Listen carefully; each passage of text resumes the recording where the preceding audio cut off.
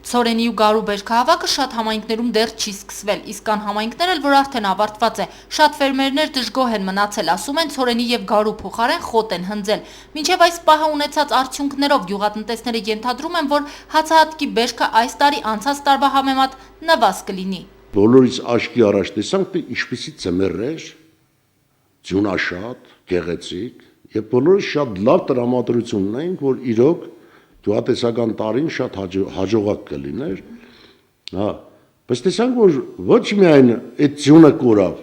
այլև ձյունը ջրամբարներ, լուրջ եմ ասում, ջրամբարներն էլ պակաս մնացին։ Սելեկցիոն կայանի տնօրենը նշում է հնարավոր այն պատճառները, որոնք կարող են ազդել բերքատվության վրա։ Երաշնոր ժողովուրդը ասում է, պատական չի ասում։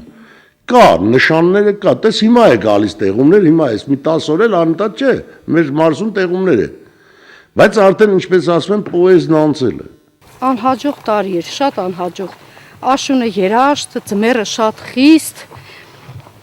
ով որ ժամանակին հասցրեց ցանել ու բույսը արդեն սկսեց թփակալվել, նրանցը մնացած է։ Պիտի պահը ընտրես ու ցանկի ժամկետը ճիշտ կատարես։ Ռիմա Մուրադյանը Գյումրու սելեկցիոն կայանի փորձառու մասնագետներից է։ Նա մեզ ուղեկցում է սելեկցիոն կայանի ցանկատարածություններ, որոնք անհամեմատ լավ վիճակի են։ Ճիշտ է խնամվել բույսը եւ բարձրորակ սերմը լավ արդյունք է տվել։ Լավ բարձր կլեյկովին այս սոսնձանյութ ունեցող բարձր բերքատու սորտ է։ Ոչ միայն մեր մոտ Արարատյան դաշտավայրում հոկտեմբերանում մինչև 75 ցենտներ ստացել են մեր սորտը։ Ցորենի բերքատվությունը այս տարի ցածր է նաև հարևան Ռուսաստանի Դաշնությունում։ Հայաստանը մշտապես ցորեն, գարի ներկրել է Ռուսաստանի Դաշնությունից։ Հիմա հարևան երկրից արգելում են արտահանում կազմակերպել, ինչը խնդիր կլինի մեր երկրի համար, անհանգստացած են մասնագետները։ Անցյալ տարի Ռուսաստանում շատ իդեալական էր հացի վիճակը եւ ազատ թողեցին, որ ասենք ներկրումներ կատարեն դրսից, մյուսից իրենց ասենք միջազգային պայմանագրերի ծրագրերը կատարեն, բայց այս տարի ասենք 30%-ով այնտեղ բարձրացել է հացի գինը եւ արգելանքներ է դրվել, որովհետեւ ասենք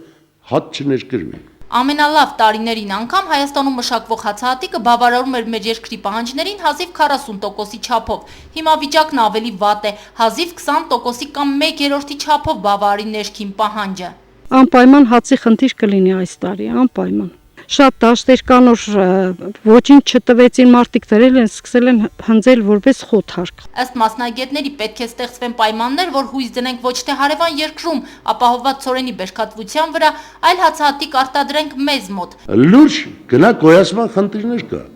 Բանը, ասենք մի կանես տրսալարկեն 5000 դրամ է, հա։ Մարդուն հեկտարը մշակելու համար պետք է 40 լիտր սալարկա, որ ասենք միայն վարը կատարե։ Դե պատկերացրեք, մենք ինչքան բերք պիտի ստանանք հեկտարից, ասենք նույն այդ գյուղացին, որ իր համար արդյունավետ լինի, շահութ լինի։ Հայկական կողմը հույս ունի այս տարի Ռուսաստանից ներկրել ոչ միայն պարենային հաց, ներքին սպառման ծավալների մոտ 70-ից 80%-ի չափով, այլև առկա է միջպետական համաձայնագիր 2010-14 թվականների համար, համաձայն որի